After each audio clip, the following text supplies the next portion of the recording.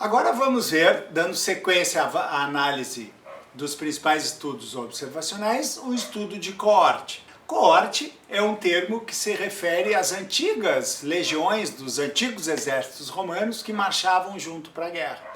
E convém lembrar esse nome porque a coorte ela dá a ideia de um acompanhamento, que é a característica do estudo. Por isso que muitas vezes também são chamados de estudos de acompanhamento ou longitudinal. Qual é o delineamento do estudo observacional de coorte?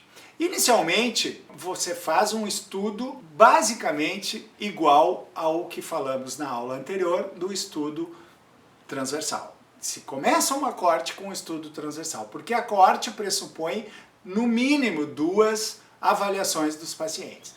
Uma primeira avaliação para excluir aqueles que já têm, por exemplo, determinado evento ou doença. Você examina os pacientes uma vez e eu vou manter o meu exemplo do tabagismo e do câncer do pulmão.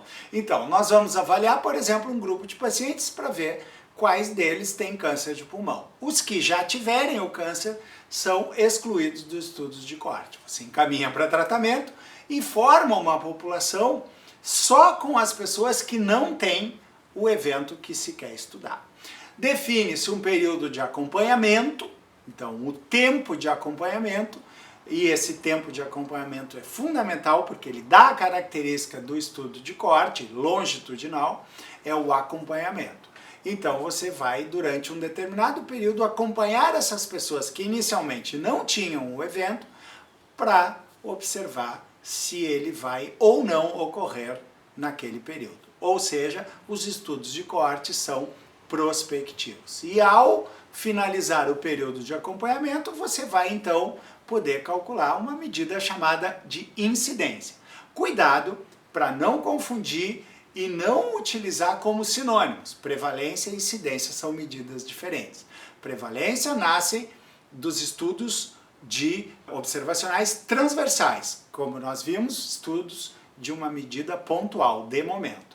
E a incidência nasce de uma avaliação continuada de um estudo de coorte que é prospectivo, que pressupõe-se um determinado tempo de acompanhamento.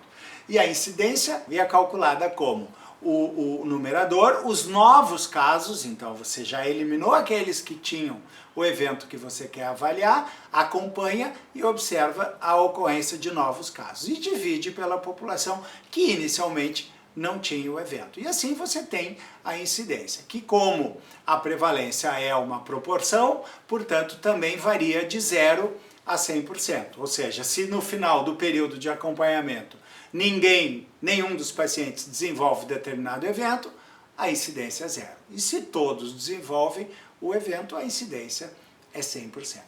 Esse é o estudo clássico de coorte descritivo, que analisa a incidência.